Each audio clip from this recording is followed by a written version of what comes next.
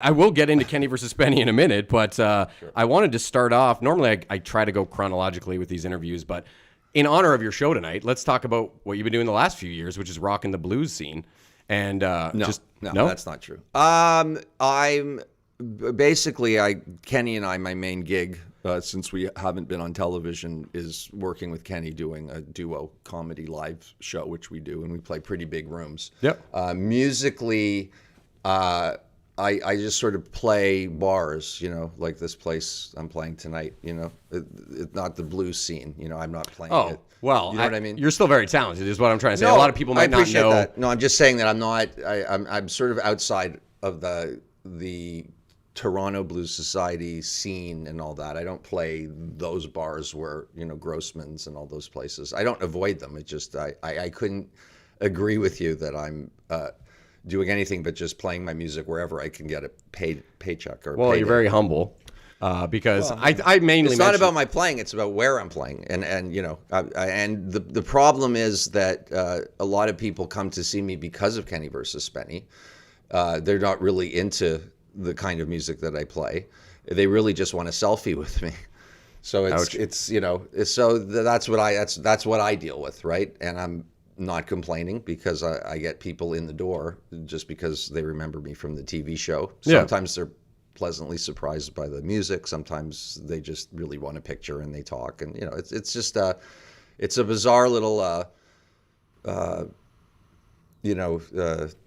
thing that I'm in. It's not traditional in any kind of show business sense, but I'm just a working entertainer, and I just play wherever I can play. But I'm not all in music. I'm not all in comedy. I'm not all in TV. I'm just all over the fucking place. Yeah, that sounds like you've always kind of been like that, though. I think so, yeah. And it's to my detriment. Certainly it was when in L.A., Yeah. Well, I mention it mainly because I think there's possibly some people who know you from Kenny vs. Spenny that don't realize you're even a musician. Most don't. Yeah. And you're quite good. I mean, your slide guitar work is insane. I've been really impressed watching your Facebook videos and stuff. So I did want to ask, I know you've been playing guitar since you were a kid. Yes. But I have not been able to determine when you really got into the blues. I saw an indie film you did from 92, Nothing Anything or Something Anything, right? Oh, wow, yeah. And that said Where did music. you see that, by the way? YouTube. It's on YouTube? Yeah. And it said music by Spenny at the end, which I suspected when I was hearing the bluesy guitar in the background. So Yeah. you've been into blues at least since 92. But was there a certain... Again, I don't know numbers and times, but what really happened was I decided that I wanted to play music and be on the stage as opposed to an audience member. And I wasn't particularly gifted musically, but I have a really good work ethic and discipline. So it took me a long, long, long time. And I got exposed to the blues when my mom moved to California. She was dating this guy named Jeff Cooper, who passed away recently, and he was an actor. He was in David Carradine movies. He played Dr. Elby, which was the linchpin character in the Who Shot JR story. Oh, from Dallas. Yeah. So he got Linda Gray under hypnosis in a therapy session, and that was revealed Who Shot JR. Anyhow, he was a sort of wannabe music guy. He was an actor, and he turned me on to Hard Again, which is a Muddy Waters album. Oh, nice. Muddy Waters produced by Johnny Winter, and so it's a hard rock and blues album. So I was at the right age. I liked the rock part because I was into punk and the Ramones and all that stuff. And then blues is just one of those things that it either grabs you or you don't care for it. Yeah. It seriously grabbed me to this day. And that's basically how I got into blues. And then it just became a sort of an intellectual dive into the history of it and where it came from. So much history there. Yeah, and then I saw there used to be a bar in Toronto called Cafe on the Park. And David Carradine, who was friends of Jeff, asked me if I'd ever heard of a guy named John Hammond. So I'd never heard of him.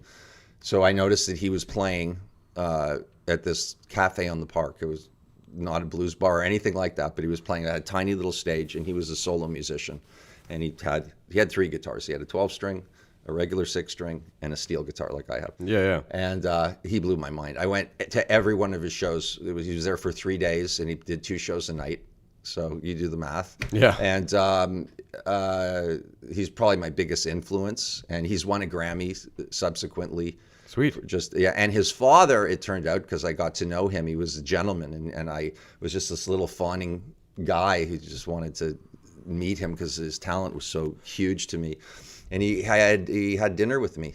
And, you know, Oh, and shit. I had the David Carradine kind of in because he knew David. So, but he was super nice. And I thought, this is the coolest guy I've ever seen. He goes to the city, he's alone, doesn't need bass, drum, no rhythm section, nothing.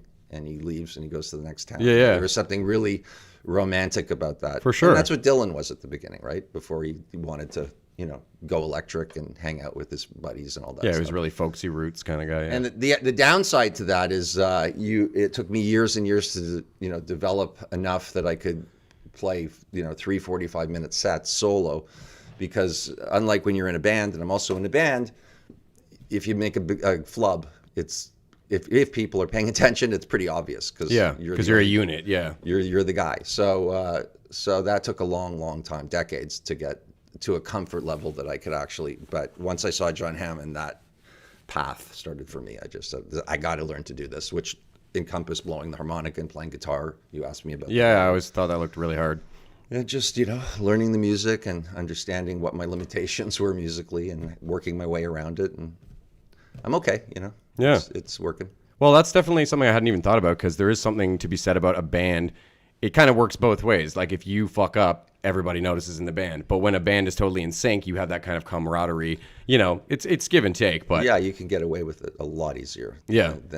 And singing has always been my weakest point, and it's just been I just went in and I did a performance video recording, which was really just so that Brandon, he's our Brandon Bird, booker yeah. manager guy, and so that he can show it to, because they know me as a solo artist, not as a band. And between the time that we shot that and today, I think my voice has improved 20%, significantly. nice.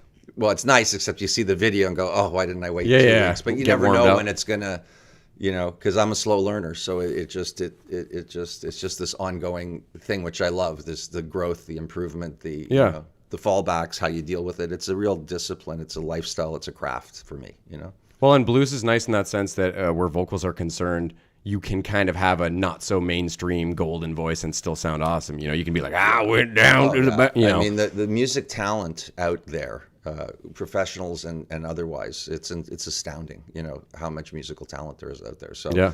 you know, you just have to just have blinders on, kind of, you know, Yeah. because I'm never going to sing like that guy on American Idol ever. oh, it's easy to get intimidated for sure. Yeah. yeah, but then You got to be you. You got to do your thing. You yeah, know? exactly.